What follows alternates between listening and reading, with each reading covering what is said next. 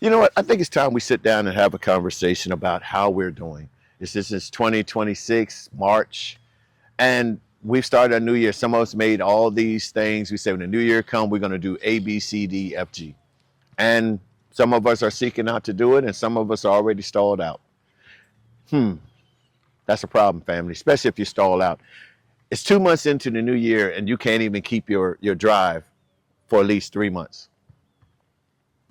Yeah, I know what you're saying. Oh, it was my medical. Oh, it was my finance. Oh, it was this. Oh, it was that. How about if we be truthful with it and just look at it? It's just our momentum, our drive, our motivation, our desire, our commitment. All these things come in play that's stopping you from reaching your goals and your objective that you set out. I didn't make them, you made them. But sometimes, even when making our decisions and our goals, they're not realistic.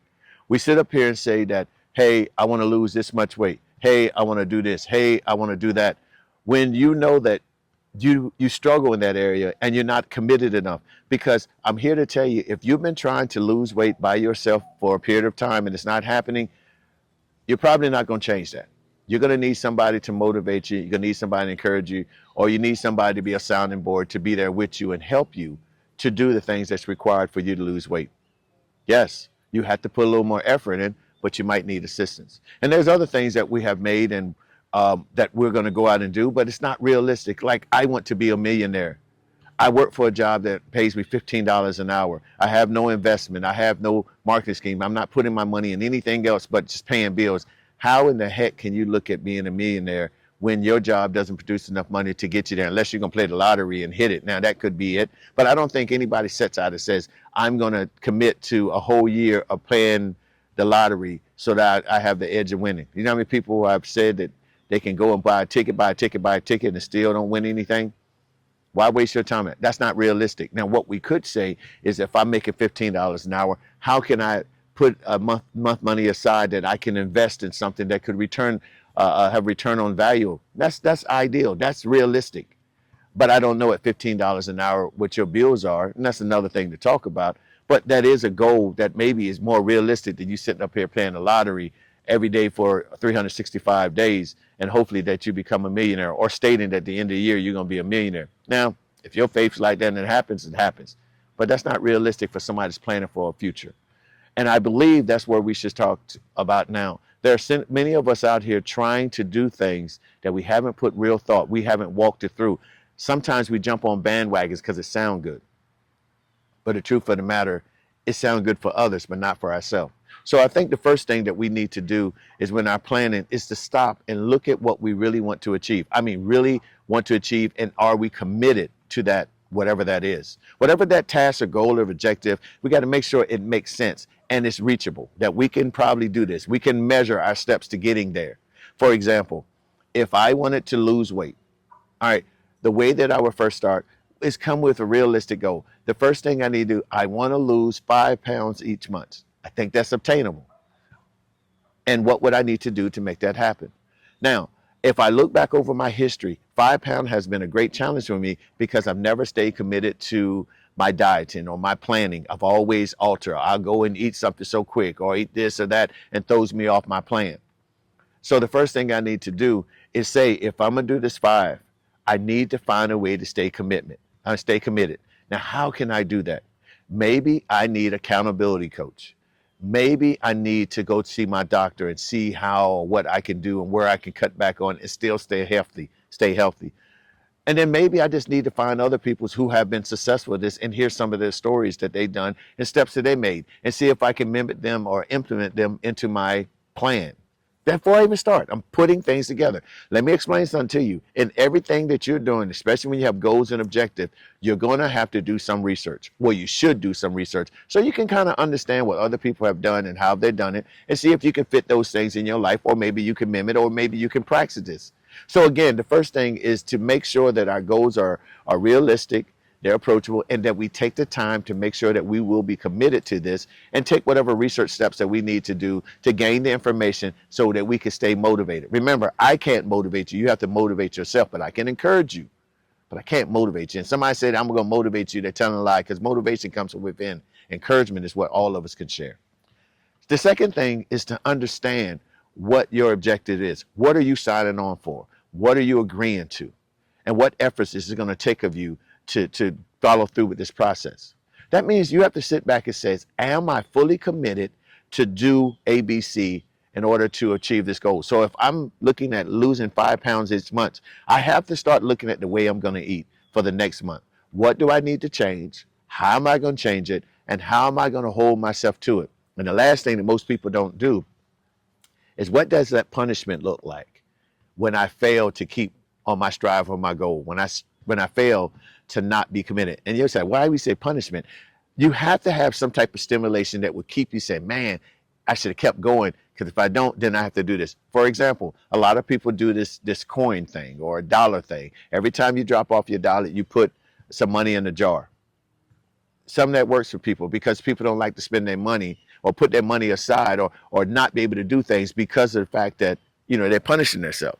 If that works for you, and I mean, it's a plus. I'm not talking about punish like sticking yourself or hurting yourself. I'm talking about something that would cause you to say, I don't want to put another dollar in here. I don't want to put another $2 in here, or $3, whatever amount in this jar. But if that's the only way that you can stay committed, and it drives you to stay committed to your losing the 5 pounds, then come up with that. Maybe it's just as simple as changing from saying, I'm going to try this for the first week. I'm not going to eat red meat for 2 weeks, and see if that makes a change. Now, mind you, I'm talking about an average balance now. I'm not saying that this is the way to do it. I'm just throwing things at it. Or I'm going to cut down on the rice, or I'm not going to eat chicken, or I'm not going to eat beans. Whatever it may be that you enjoy eating, you're saying, now I'm deciding to go without it. And that's your drive. And if I find myself eating these things or can't go without it, and it's not in moderation where I see a change, then I'm going to put $10 in the jar or $20 in the jar. Whatever is going to take a hit to your finances that would draw your attention, that's a safe way. Or maybe you may say, you know what? I'm going to punish myself by doing 80 push-ups instead of 10 push-ups every time I don't. It's working for your good. Whatever it is, you can try it. Just one thing offered.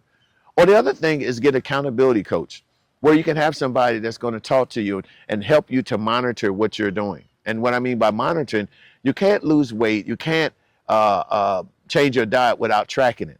I believe the best way to do is create your own tracking sheet. You can use an Excel sheet or a written sheet and write down what you ate. Look at how many calories it was and see from week to week what it looks like. Do you see you're increasing calories, or are you reducing calories? Do you see you eat more of this and less of that? Do you see yourself taking a walk or not taking a walk? Whatever it may be, you see a track, then you can see at the end of the week a trend that is starting. Are you being following your commitment to lose weight? Or, hey, this is the reason why we're not. And you and your accountability coach or partner can sit back and see where the drops off are. And then they can come together and say, you know what, on Wednesday, I see you eat more on Wednesday than you do on any other time. Why is that? Or, hey, you know what? I noticed that you're dropping off on your workout. You're not going here. You're not going there. We need to stay motivated. We need to stay getting. Let's get back engaged. That might be the one thing that you help. And then here's another thing. If you're able to lose 1 pound a week, I want you to do this. It's called celebrate your small wins. That's right. Celebrate that. If you're able to lose 1 pound and keep it off for the next week, celebrate that. Remember, you couldn't do that before. So let's celebrate the fact that we went 2 weeks first week we lost 1 pound, and the next week we maintained that 1 pound. Celebrate it. Have fun. Go out there and have fun celebrating that. You know what? Whoop, I got 1 pound. And you do that every week. If you maintain a whole month and you lost 1 week and maintain that off, you've done a great job. Now we just cut down a little more eating, cut down a little more exercise, whatever it means, and then we get 2. Guess what? When we get 2, we celebrate that for a whole month. We're just keeping the 2 pounds off and not retaining it. Celebrate that. So learn to celebrate your small wins. Now, let's say we keep doing this and we get to 4 and now finally 5 pounds and we found it. Guess what happened? We created a system. Now we know what it takes to keep the 5 pounds off. Whatever it means, by tracking and monitoring, we're going to find a system that works and keeps us in this normal flow. That's the 4th thing. Create a system that works. That system automatically becomes a routine once you start understanding what are the steps in it that got you to this place. And if you would like to know more about how to create this system that I'm talking about, and this system applies not only with people that are dieting, this comes with any entrepreneur, any person that's trying to better themselves, anybody that has a goal or objective. It's the system that we have to create. And if you would like to know more, please reach out to me. My name is Coach Jay.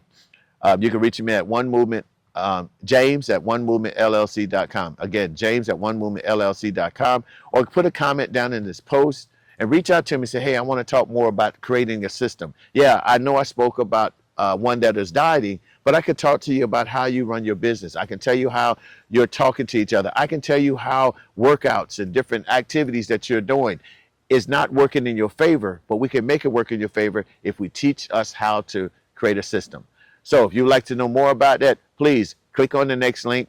Click on here, become a friend. What do you call it? Subscribe, give me a thumbs up, and look for the next video where I am going to talk about this, the system, creating a system that works.